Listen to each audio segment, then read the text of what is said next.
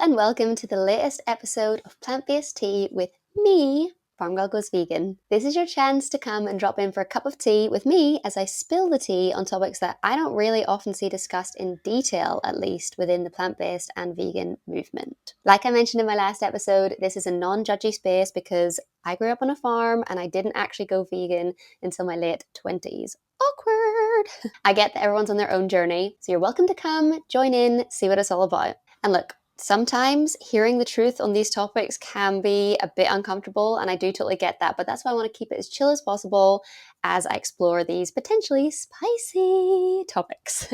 The tea I'm drinking today, actually let's have a go of this.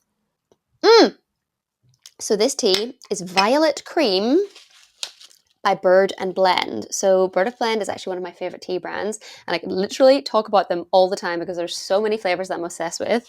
I actually got this one a while ago, and it's Sri Lankan black tea with cocoa nibs, mallow flowers, and it's supposed to taste like chocolate dipped violet creams. And during the summer, I actually put this one with a lemonade, which was a recommendation from someone in the store, which was such a good recommendation because that with lemonade, like you just brew, kind of cold brew it overnight and keep it in the fridge, is the perfect summer drink, and it tastes exactly like Parma Violets. If you're a Parma Violets hater, sorry, please go. I'm only joking. Those people say to me that they taste like soap. I'm like, how do they taste like soap? They just taste actually delicious. But anyway, this is basically Parma Violet and chocolate in a tea. Cheers to that, Bird and Blend. And of course, as with everything that I share on this podcast and on my social media pages, it's vegan friendly. I think most of the teas at Bird and Blend are vegan friendly, but just always check online or with the person you're speaking to in the shop because there could be some sneaky extra ingredients in there. Maybe sometimes honey potentially. Don't quote me on that. But obviously, I only choose the vegan ones. Moving on to the topic in hand, the tea that I'm going to be spilling today. So I want to ask you this question. Woo! Here we go.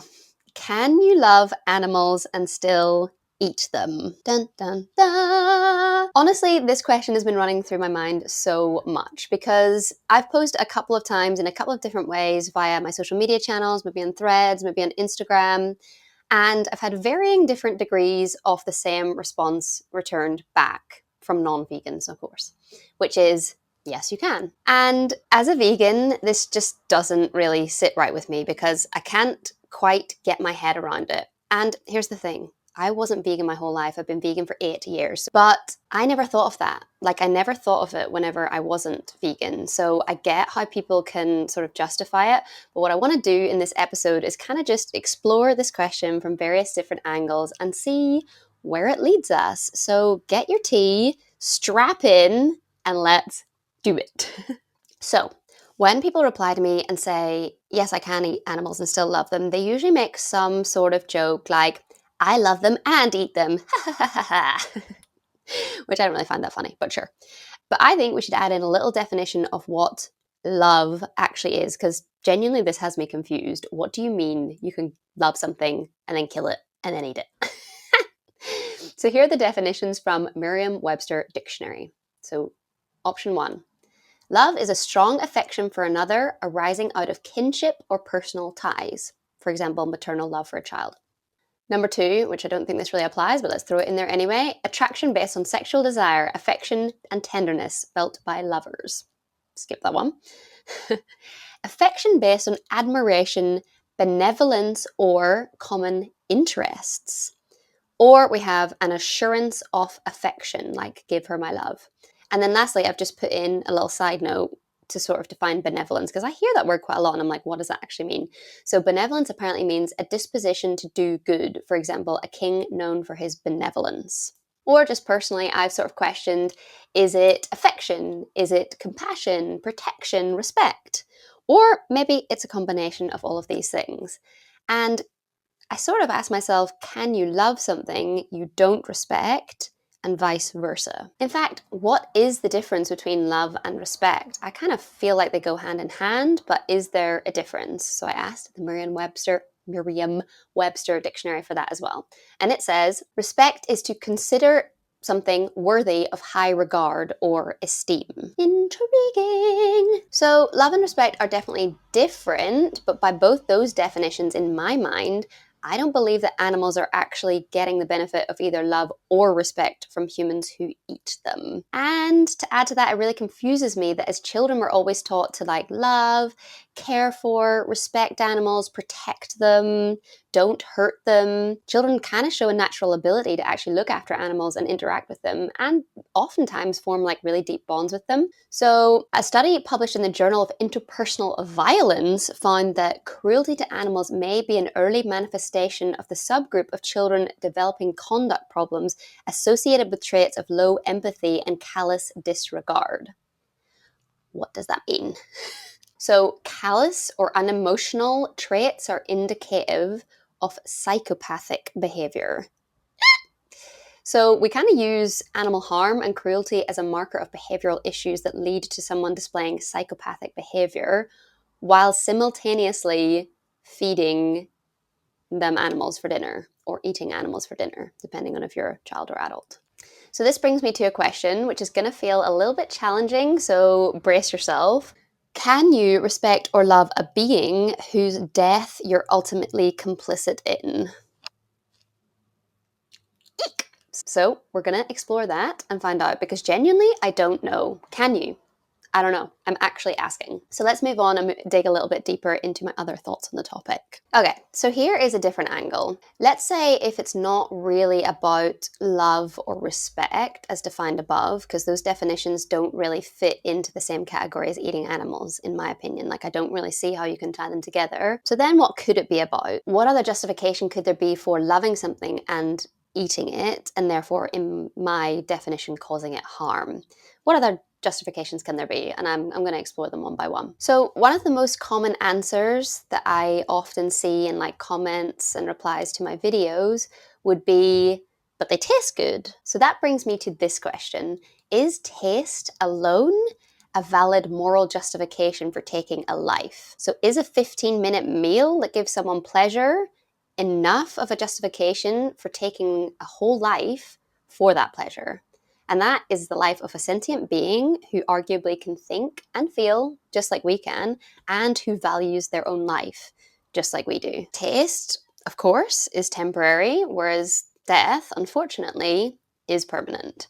It seems kind of obvious to say that, and like I feel almost like silly saying it, but I feel kind of like I need to, because it's like we're not really thinking about the true cost of eating meat and the consequences that it has for the animal itself. It's sort of like we separate the meal from ever being an animal at all and just see it as a meal or a product. And that brings me on to the next most common response that I get, and that is that we need meat for nutrition purposes, and therefore taking the life could be justified because it's doing something for us and our nutrition, so people could see that as a fair exchange. Now, I can understand that in principle, for sure, what someone means when they say that, but it kind of feels like they're heading in the direction of saying it's necessary or it's for survival.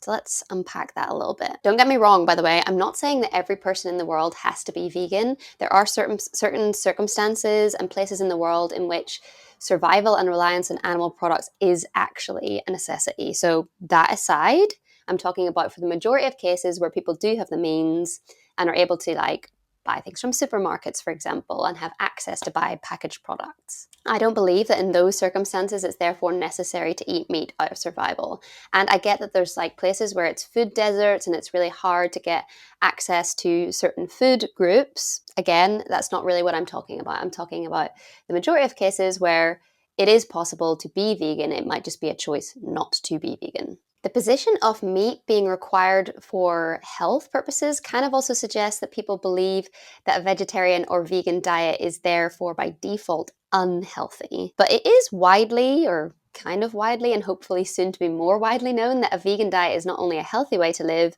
but can also have significant benefits.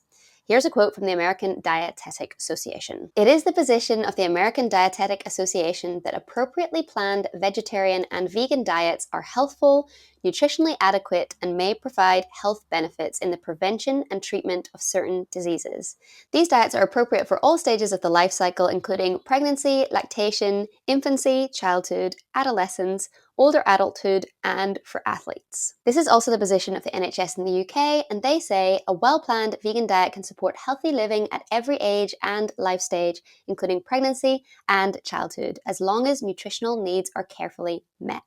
And from the NHS website, it says, with good planning and understanding of what makes up a healthy, balanced vegan diet, you can get all the nutrients your body needs. Now, these are two of the largest groups of healthcare and dietetic professionals in the world, so it's not something I take lightly. Like, those are serious endorsements. So I think we can probably take our logic here to discern that when people say comments like, I love animals but eat them because I need to, that's often not entirely true, or at minimum, a slight exaggeration. But moving on to my next consideration, we've covered what love means, taste as a justification, and nutrition. So now I want to talk about what we mean when we say we love animals.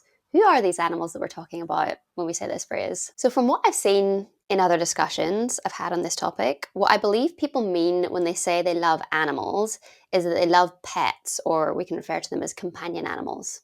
So let's say probably dogs, cats, rabbits, guinea pigs, hamsters, any more that you can think of. And maybe when talking about animals we love, you can also throw in things like wildlife for most people. And most people are not going around killing wildlife, are they? So that begs the question, do you really mean you love animals, or do you mean you love some animals? Because that's kind of where my brain goes. Like, that's the impression I'm getting. So I'm going to be very real here, because I did also think like this before I was vegan. I wasn't exactly aware that I was doing it, but I was a self-professed animal lover. And I did love animals, but I also didn't think twice about the animals that I was eating for dinner. Like, didn't think about it. It's like I didn't even really think about them as animals, which I kind of fear is where a lot of people get to. It's so removed from the animal itself. It's neatly packaged. It might even be called something else, for example, pork. And it doesn't feel like it could ever have been a living, breathing creature, which is so sad, to be honest, like really, really sad. But that's why I think these conversations are so important to explore. Like, I've had time to really think about this and decide on my position once I had all the information. And I'm sort of inviting you to do the same, especially if this is the first time you're hearing this presented in this particular way. I'm with you. It's really hard to hear or even think about, but I think at least acknowledging it is a good first step. Woohoo! And just leading on from that, I want to talk about what I think is the technical term for what I've just been speaking about, which is speciesism. So the most prime examples of this are in the argument that certain animals deserve more privileges than other animals. And it's kind of like having biases without really realizing you're doing it. For example, a lot of people in the UK would consider cruelty to dogs as completely unacceptable. And in fact, in this country, it is illegal. So we can agree that we think that's wrong. But in other cultures, like it's normalized here to eat pigs, it's completely normal to eat dogs and completely socially acceptable. In fact, it's estimated that around 30 million dogs are killed each year for food globally. And to compare, the number of pigs that are killed globally for food each year is approximately 1.5 billion. If you consider it wrong to kill 30 million dogs a year to eat, then why is it not wrong to kill 1.5 billion pigs a year to eat? If we try to apply the same justifications like taste, health, and so on, then logically, if you're fine with one, you should be fine with the other, right? You see where I'm going with this. If you're okay with eating one type of animal, then why not all of them? But if you aren't okay with that, then maybe logically it follows that you shouldn't be eating any of them. Hard truth, I know. To put one above the other in terms of value is speciesism, and it's not rooted in any moral basis as far as I can tell anyway. There's no moral reasoning to suggest that one animal is more deserving of life than another, just as there's no moral reasoning to suggest that one human is more deserving of life than another. And on that note, I just want to touch on the sheer scale of the industrial system for agriculture and slaughter that we have now created. It's actually wild. Like, I can't believe I'm about to deliver these numbers, but here we go. According to Our World in Data, the numbers per animal slaughtered are as follows, and this is annual. Chickens, over 70 billion slaughtered annually. Pigs, approximately 1.5 billion. Sheep, 540 million slaughtered annually. Cows, approximately 300 million slaughtered each year. Turkeys, 650 million slaughtered annually. Goats, around 440 million. Ducks, approximately 3 billion slaughtered a year. Camels, around 3.3 million. And water buffalo, approximately 26 million If you're anything like me, you probably find it hard to actually visualize those kind of numbers because they're so huge. Like, I can't even get my head around them. I'm just like, what does that even mean? Like, that's so crazy. But to put it into, or to try to put it into context or some perspective, that would mean that every second, 2,400 chickens are slaughtered, 47 pigs are slaughtered, and 10 cows are slaughtered. Every single second. Like, already, us just sitting here, so many have already been slaughtered. Like, whoa. And not whoa in a good way, whoa in a bad way. So I'm just going to pop up on the screen a graph that charts the numbers from 1961 through to 2023, and you can see it here. Like, the increase is actually astronomical when you look at chickens. Chickens is the beige part at the top. That is huge, huge numbers. And just thinking aloud about these numbers, I'm wondering how many people justify their meat consumption by saying that they only buy meat from sources that humanely slaughter their animals. What is humane slaughter exactly? Because according to undercover investigations and reports, many animals are not properly stunned before slaughter. I don't think people know that. I don't think people are just buying from places assuming like it's all some magical process that happens and the animals never feel any pain. I don't think people genuinely believe that, but I don't think they know the proper truth. In the US, the USDA shows that violations of the Humane Slaughter Act regularly occur. Regularly. I think it's a fantasy to believe that slaughter is ever humane, especially when animals have to be taken to a slaughterhouse. They have to be loaded into a truck, taken away from what they're used to.